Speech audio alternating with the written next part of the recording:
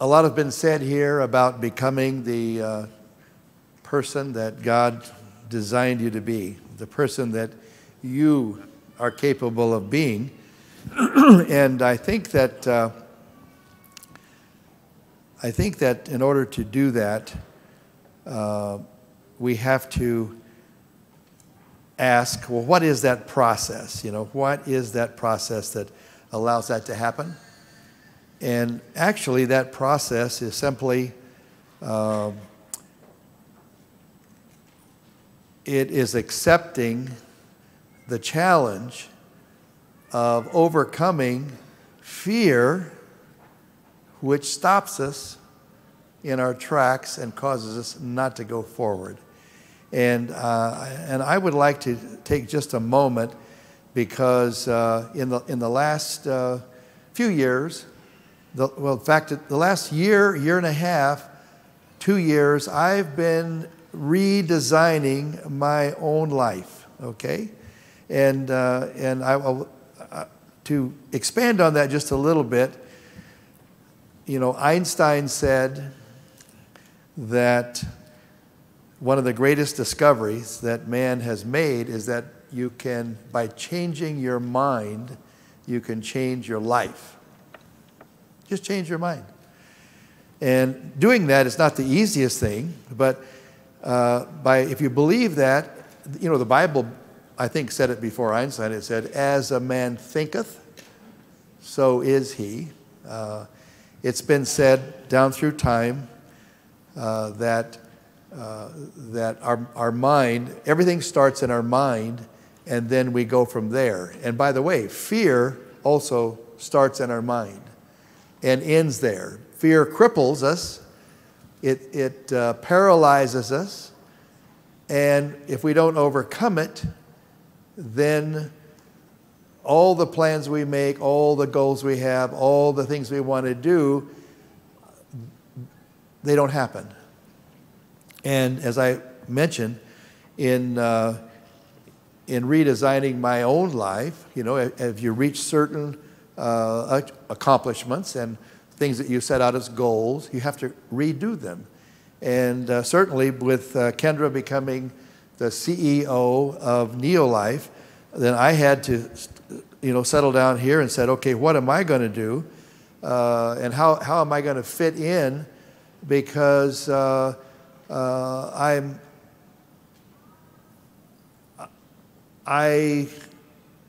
want to be motivated to continue my life as long as God lets me be here. And so I had to think again, what am I going to do next? What do I want to do? What can I do? And I would encourage you to start having those same thoughts about your own life and design it out, because the truth is that by changing your mind about what you want to do, you change your life if you follow through with it. Now, as far as every time that you change something and challenge yourself to do something that you don't know how to do or you don't know how to do well, then with that comes discomfort, right? We're not comfortable doing something that is not familiar, that we don't know how to do. And actually, if you think about it, everything that you know how to do today, whether it's drive a car, swim, ski, ride a bicycle, it started out being uncomfortable. Uncomfortable. And the thing that causes you to accomplish your goal, learn to ride the bicycle, is be willing to do the thing you're afraid to do, because you want to learn to ride the bicycle more than you fear the fall, okay? And with that simple process, then you overcome it, because a few times that you fall, you know, I remember falling. I remember all my kids falling. I remember the scraped knees, all of the things that go with it. I remember the same process when it came to teaching Kendra how to surf. I mean, you know, I taught her to surf when she was like 5 years old. She's always surfed waves bigger than she was, okay, over her head, because at 5 years old, all the waves were bigger than her. And then, you know what? She's a great surfer today, and absolutely can surf in places where I don't even want to go anymore, okay? And I think, Josh, you've surfed with Kendra enough to know that you don't want to exactly follow her everywhere she surfs. You know, one of my friends in Hawaii, a contractor, 40-year-old guy, Kendra was about 15, and he said, she asked me to go surfing. I said, no, I don't want to go tomorrow. And so he overheard the conversation, and he said, I'll take her surfing. I'll watch her. Don't worry. And so they went out, and he got out to the first break where the waves were okay, but not really big. And he said, Kendra, let's surf here. And she says, no, we're going on out. And he says, no, I don't go out there. And he said, then she swam off, and he came back and reported. He was sorry that he didn't really get to watch her, because he said, as she swam away from me, she called me a wuss, okay? And and then she spent an hour and a half or so out in the big waves where he was afraid to go. And he said, thank God she came back, you know. But do the things you're afraid to do, okay? Now, I used to think that it was good to be comfortable. You know, everybody wants to be comfortable. I would like to be comfortable.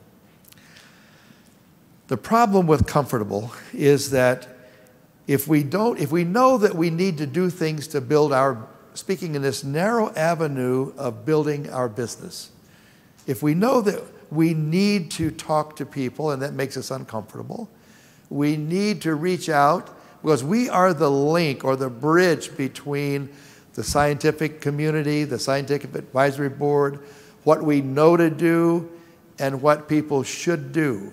In fact, Kendra and I attend the Milken Conference every year in Beverly Hills, California.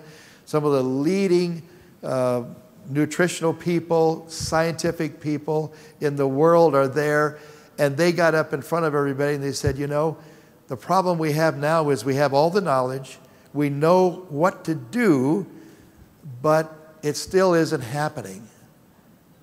People aren't doing what's needed to be done. And that's because you don't have that link between knowing what to do and doing. That's us. We are the link that carries the message, and then one person at a time, we try to convince to take better care of their health. And that process, by the way, creates fear. I know I felt fear many times and still do today. But fear is not the answer. Just being fearful and not doing anything about it, it's doing what we need to do while being afraid. And that's what causes results. That's what causes the growth. That's what causes us, our goals and our dreams to be achieved. And so when it comes down to being comfortable versus comfortable, I would like to suggest that you're going to be uncomfortable whether you do it or not. There's no such thing as life without being uncomfortable. There's no such thing.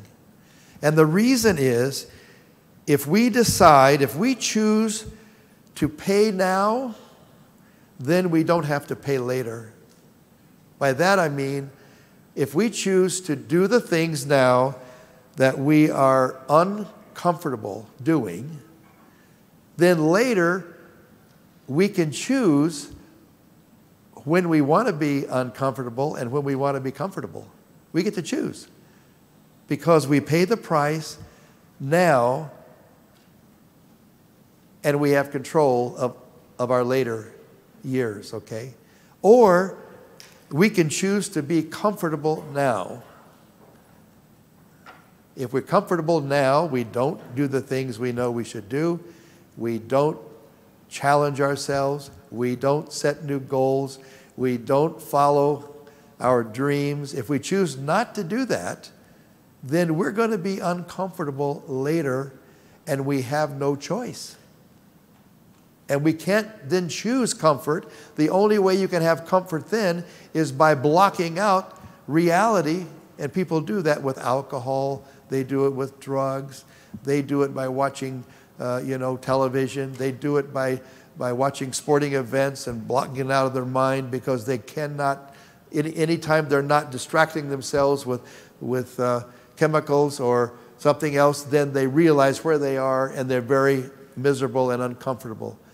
They take antidepressants. They take mood-altering chemicals that the doctors prescribe. I mean, you can't hide from it. You either pay now or pay later. And I will tell you that some of the most fun times of my life have happened during those times that I'm uncomfortable. When I look back on it, there's a joy by having achieved something, even though it was uncomfortable.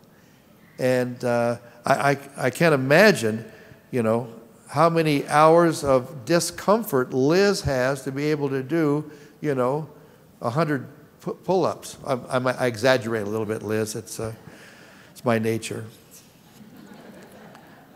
Now, back to the beginning remarks. We can change our life by changing our mind, and then following through and agreeing that we'll do whatever it takes to reach out and help somebody else live a healthier, happier, more prosperous life. Thank you for being here at this convention. Have a safe trip home. We'll see you tonight at the dinner. Good luck to all of you. God bless. Thank you.